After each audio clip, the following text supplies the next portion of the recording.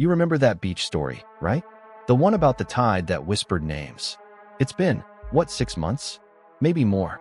Long enough that most of you probably assumed I moved on, or that the whole thing was fake. I wish it was. I wish I could just laugh it off like the others did in the comments. But something changed. I wasn't planning to make another post, let alone an update. I thought I'd buried all of this, left it behind with the nightmares and the sound of waves in my sleep. Then last night, right before 3 a.m., I heard it again. The sound, not from a video or a dream, from outside my window, and it said my name.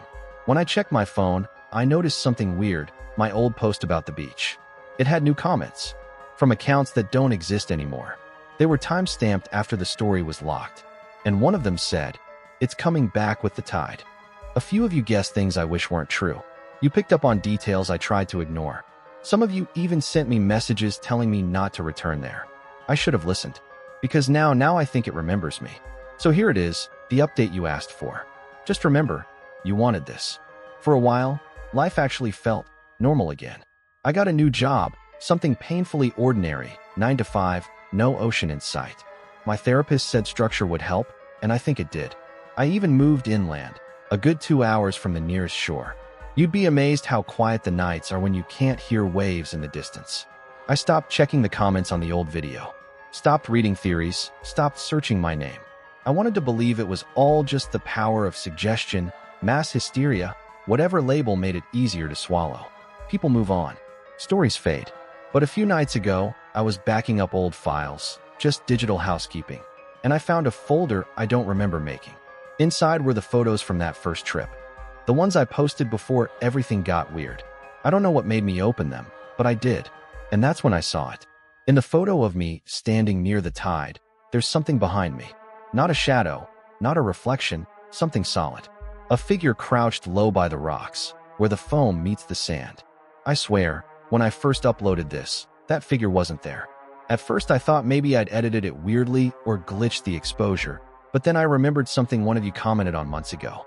There's someone behind you in frame 4. I'd laughed it off at the time, thought it was a troll trying to spook me.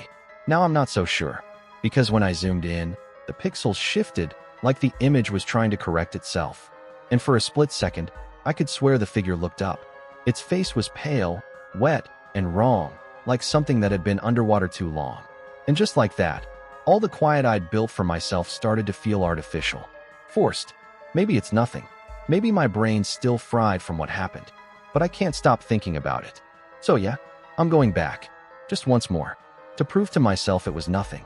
The drive back felt longer than it should have. Every mile closer, the air got heavier, like the atmosphere itself was warning me to turn around. The GPS lagged halfway through the route, blinking me off the map for a few minutes.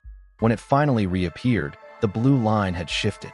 Same destination, but the route twisted inland first, then cut back toward the shore. I don't remember it being like that before. When I finally saw the ocean, it looked wrong. The color wasn't the soft gray blue I remembered. It was darker, oily almost, and the sky above it felt stretched thin. The gulls were gone. Not one cry, not one shadow passing overhead. Just silence. The town itself was smaller somehow. Half the shops along the boardwalk were boarded up, and the ones still open had this hollow look. Souvenirs faded by sun and neglect. I stopped by the small bait shop to grab water and batteries, and the old man behind the counter froze when he saw me. "You shouldn't have come back," he said. "Not after what you filmed." I wanted to ask what he meant, but the way he said it, soft, certain, made my throat close up. I paid in silence and left. The beach was empty. The sand had turned a darker shade, almost like it was damp even far from the waterline. The lifeguard station, the one that used to be bright red, was boarded over now. Someone had carved strange symbols into the wood, looping shapes that seemed to shimmer if I looked too long. And the tide, it didn't sound right. It wasn't crashing or roaring. It was whispering, thousands of tiny voices under the surface, murmuring in rhythm.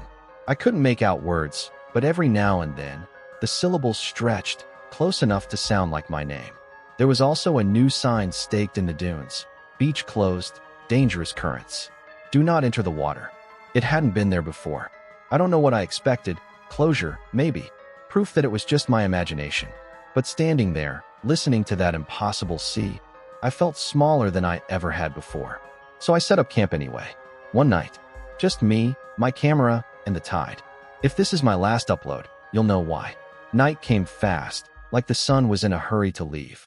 The beach turned silver and black, and every wave glowed faintly under the moon, like the water itself was alive. I sat by the campfire, phone in hand, scrolling through old messages, mostly junk, old fan theories, and half-deleted comments. Then I found one that stopped me cold. It was a DM from an account I didn't recognize. The profile picture was blank, and the name was just 3 dots. The message was short, almost clipped. The tide collects what it's owed. What's strange is the timestamp. It was sent 2 weeks after I took the original story down, meaning the sender couldn't have seen it. Unless they already knew. I tried clicking the profile. Error. User not found. Curiosity got the better of me. I pulled up local news archives, old digital papers, Facebook pages, missing person boards. I don't know what I expected to find, but it wasn't that. 3 disappearances, all within a week of my original post going viral. 2 were tourists. 1 was a local teen, all last seen near this beach. Someone online had already connected the dots, an entire thread titled "The Voices Under the Foam." But when I clicked it, the page reloaded to an error. I checked the cached version, and for a split second before it vanished, I saw my username mentioned. Then nothing. Someone keeps editing my old post too. Little things. Phrases I didn't write showing up, others missing entirely. One line now reads, "The sea never forgets its name." I never typed that. And the audio file, the one people said had something off in the background? I listened again, through my earbuds this time. It wasn't the wind. It wasn't static either. It was breathing. Slow, deliberate, and close enough that I could hear salt crackle in it. I looked out at the surf then, and the tide had crept closer, faster than it should have. The water was whispering again, louder now, like it knew I'd been digging where I shouldn't. I told myself I'd stay awake all night, just to watch it, to see how far it would come. But part of me already knew it was coming for me. And the whispers, they were starting to sound like words. The air went still around midnight. No wind, no waves, just that awful, heavy silence before something happens. The kind you feel in your teeth. My camera was already running. The little red light blinked steady, almost reassuring, and for a few minutes I convinced myself that nothing was going to happen, that I'd been building this up in my head. Then the tide moved. It didn't roll or crash. It pulled, like the entire ocean was inhaling at once. The fire sputtered out, smothered by the damp air, and I swear the sand trembled under me. I raised the flashlight, and the beam barely reached the waterline before the batteries started to die. The sea shimmered, not from the moon, but from movement beneath the surface. The whispers came back, 100 voices all at once, layered and low. At first they didn't sound like words. Then they did. They were saying my name, over and over. Some slow, some fast, all wrong. I tried talking into the camera. You can hear my voice shake on the recording. If anyone can clean up the audio, listen at 2:17. I think it says my name. The foam along the shore began to rise, forming shapes. I could see them struggling to hold form. Silhouettes of arms, shoulders, faces that weren't faces. And from the middle of it, something dragged itself onto the sand. It wasn't quite human. Its skin looked like wet driftwood, cracked and pale. Seaweed clung to it like veins. It crawled forward, leaving a trail that shimmered like oil. Then it spoke, my voice, but thinner, stretched like it had been played through static. "You left something here last time." I stumbled back, trying to keep the light on it, but the beam flickered. Every time it dimmed, the thing got closer, not moving, just appearing closer, like the darkness itself was carrying it forward. I shouted, but my voice didn't sound like mine anymore. The whispers swallowed it, and the air felt like water pressing against my ears. The ocean was pulling everything inward, the sand, the air, the stars. The last thing the camera caught before the battery died was the creature tilting its head, staring at me with my own reflection staring back. Then the screen glitched, static, black bars, distortion. When I reviewed it later, the file corrupted right before the frame reached the shore. The next sound on the tape isn't waves. It's breathing, mine, frantic and uneven, followed by a faint whisper. I didn't make it out alone. I woke up in my car. Not on the beach. Not anywhere near it. Just parked crooked off a rural road miles inland. The windows fogged, my clothes soaked with salt water, the floor mat gritty with sand. For a long time, I couldn't even move. I just sat there listening to the tick of the cooling engine and the distant hiss of the wind through the trees. The camera was gone. My backpack too.